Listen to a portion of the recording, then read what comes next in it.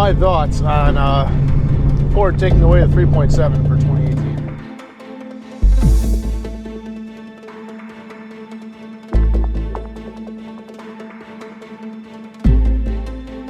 I've been asked that.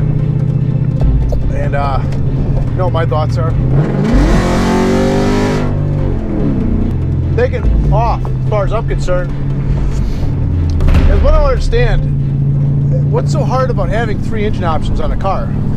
I don't really even have to go on Google and research the sales that the V6 Mustang had from 2011 and up, since the 3.7 came out, because I know that they're good. They're not. It's not like, man, wow, why did we come up with this engine? Why did we do this platform? This was a terrible idea. We should have never done it. Sales are at an all-time low. That's not true. It's complete opposite. You got a well-balanced car that works well with 4-cylinder owners, with 6-cylinder owners, and with 8-cylinder owners.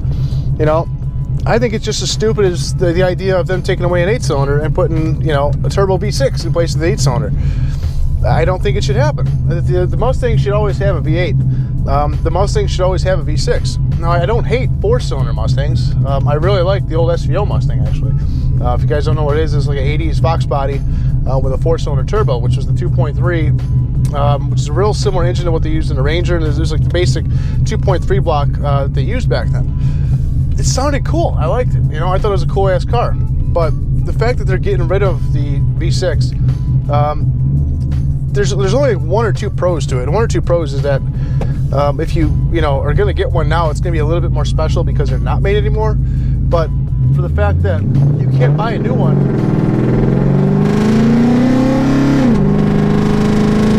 I think it's, I don't understand it. You know, I don't work for Ford. I don't know anybody that works up in that department, that marketing or whatever, that determines, you know, which cars you're going to cut, which cars you're going to keep. I think it's a stupid idea. You may force a lot of people that don't want to drive 4-cylinder Mustangs into a different market, like the Challenger or the Camaro. For as long as the Camaro and the Challenger are going to have a V6 option, you're going to lose sales if you don't have a V6 Mustang. So, you know, again, it's just my opinion. I don't know anything about putting out cars and what engine options should go, what's best for sales. I can only go off of what I've seen in the past, and I'm sure most of you would agree that there's no reason to cut the V6 out of the Mustang lineup. I, for one, I'm not going to buy an EcoBoost. Yeah, I would buy a GT, but if I didn't have the option to buy a GT, I would probably go to a Challenger. And it's unfortunate. I hate to say that, but I'm not a fan of the EcoBoost. Don't get me wrong. I don't hate the EcoBoost. I'm just not a fan of it. I don't like it. Oh, and we're going to die out here.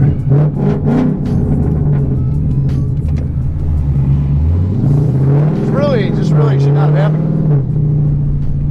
But I was talking to my buddy Curtis from Cyclone Mustangs, and he said that he noticed that used parts, well, like engines and stuff for the Cyclone, have gone up since they've announced that they're cutting the cost. So I did my own test, and I called a local parts supplier called LKQ, and the normal price of an engine for a Cyclone did go up.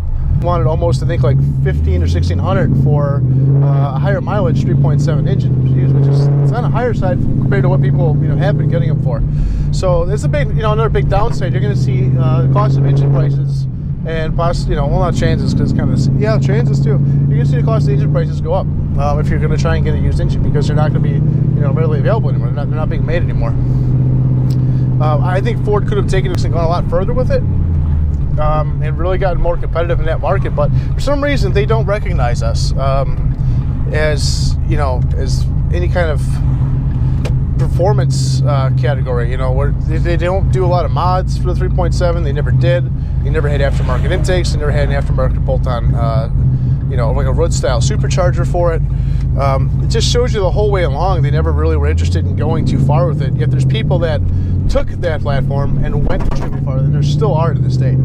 So I completely disagree with it. Leave a comment below. Let me know what you think about Ford ending the 3.7. Does that mean the end of this channel? No, this does not mean the end of this channel. This channel's going to keep going. Yeah, leave a comment and let me know what you think about Ford killing off the 3.7, and we'll talk about it.